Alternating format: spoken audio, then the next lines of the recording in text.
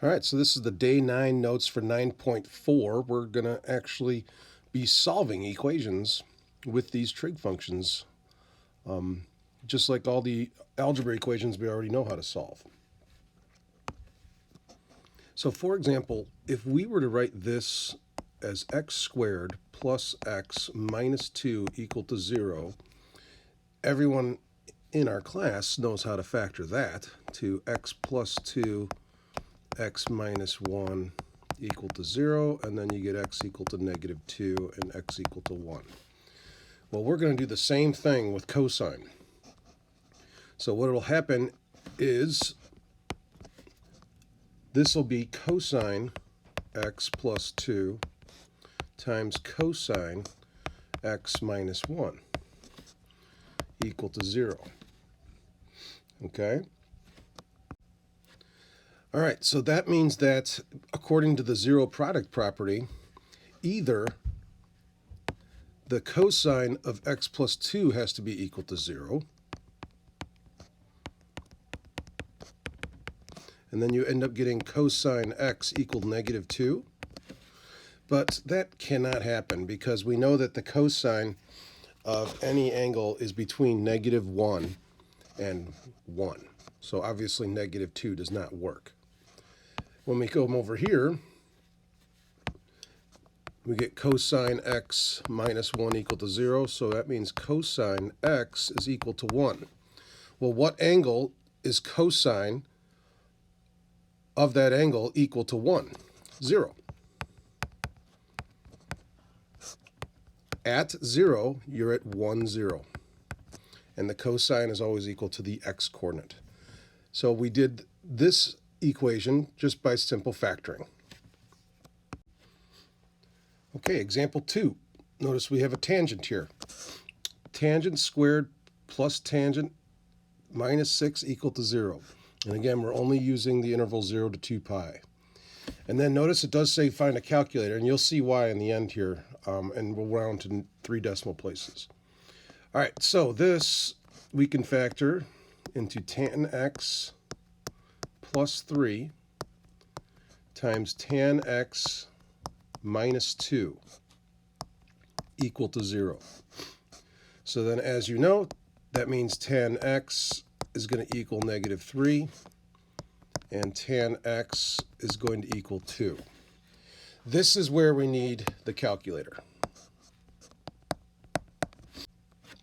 So what we need to type into the calculator is inverse tan negative 3 and inverse tan 2. Now, you got to make sure that you know that you are supposed to be in radian mode, and that's simply because of the language that you see here, 0 to 2 pi. If you saw 0 to 360, then you would switch to degree mode. So we got to be in radian mode. When you type in radian, inverse tangent negative 3 is approximately negative 1.249.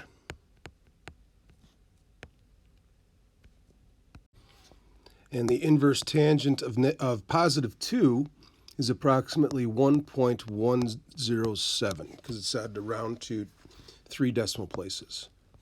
Now, again, we have to go back and look at our interval restriction up here, 0 to 2 pi. So clearly this is not in the interval, so we have to ignore it. This one is 1.17, or 1.107 does work. Now, if we want to keep finding more of these roots using this tangent, we have to remember that the period of tangent is pi.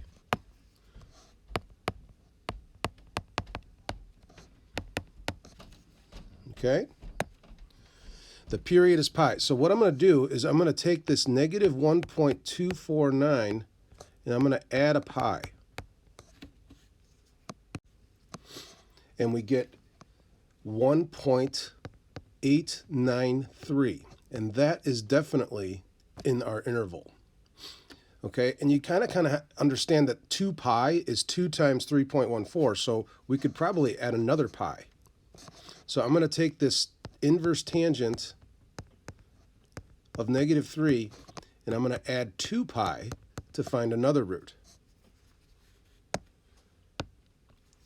And when you add 2 pi, you get 5.034. And that is obviously in between 0 and 2 pi. So we have 1, 2, 3 roots so far. So let's also take inverse tangent of 2 and add a pi. When I do that, you get 4.249. So we actually have 4 answers in the interval from 0 to 2 pi for this equation. All right, example 3. Find all real number solutions of the following equation on the interval 0 to 2 pi. Okay, so 3 tangent squared theta minus secant squared theta, or x, minus 5 equals 0. Well, we know that secant squared x can be written as tangent squared x plus 1. Once again, you have all these identities next to you that you can use. Okay, so I'm going to rewrite this equation. 3 tangent squared x minus tangent squared x plus 1 minus 5 equal to 0. So now I got like terms here. So it's going to be 3 tangent squared x minus tangent squared x minus 1 minus 5 equal to 0. So now I have 2 tangent squared x minus 6 equal to 0, and now I'm just solving for tangent squared x. And then divide by 2.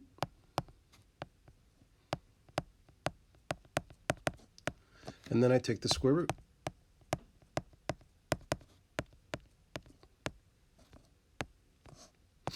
All right, and this is one of our famous angles. We know that tangent of a theta is equal to root 3 in quadrant 1 at pi over 3.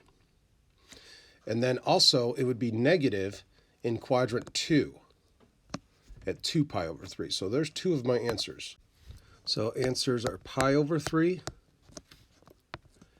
2 pi over 3. And then if I go to quadrant 3, all students take calculus, tangent is positive here. So it would be 4 pi over 3 for this one. So 4 pi over 3 also works on 0 to 2 pi.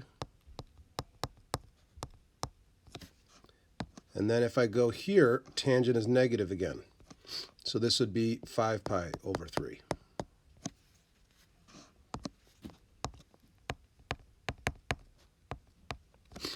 So these are all the angles in red here that you could plug in for x to get positive root 3 or negative root 3 on the interval 0 to 2 pi.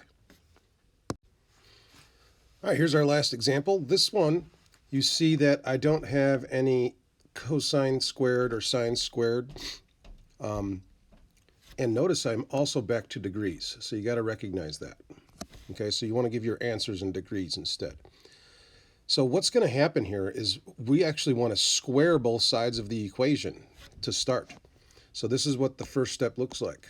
Sine s plus cosine s squared equals 1 squared. And then we got to multiply out or FOIL out the right side. You can write it out twice if you want, but it is sine squared s plus 2 sine cosine s plus cosine squared equals 1.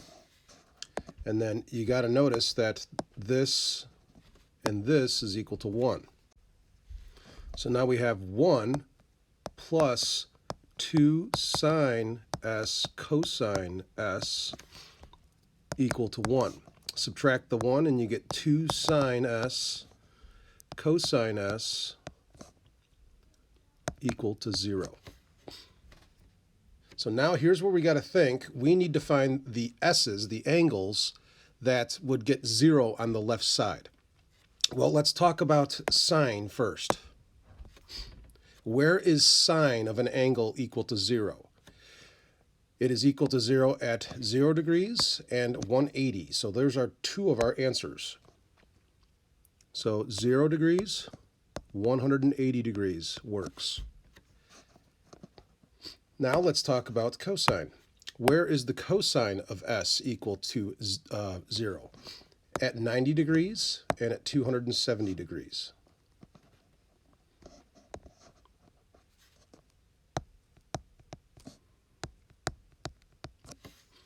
So together, these four angles would get 0 on the left side because we don't care about the 2. 2 times 0 is 0. So now we got to go back to the original equation right here and plug these values in to see if you end up getting 1. So let's go ahead and do that. So let's try 0 degrees first. So sine of 0 plus cosine 0, does that equal 1? Well, we know that the sine of 0 degrees is 0. Plus 1 equals 1, so check. 0 degrees works. Let's try 180. Sine of 180 plus cosine of 180 equals 1. Well, the sine of 180 degrees we know is 0. Plus negative 1 equals 1. So this one is a no.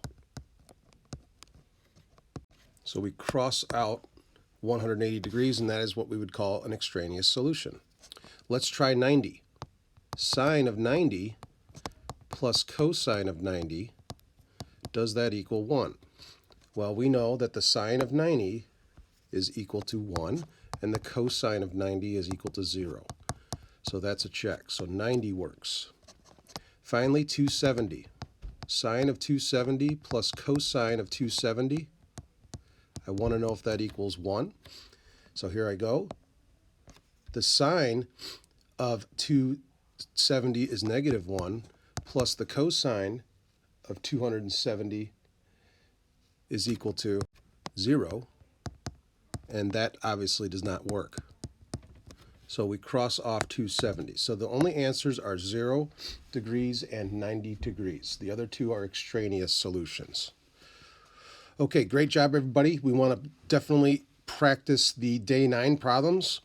You're simply using algebra and these trig functions. And don't forget about your identities. You should see similar problems than the ones we just did. Have a great day.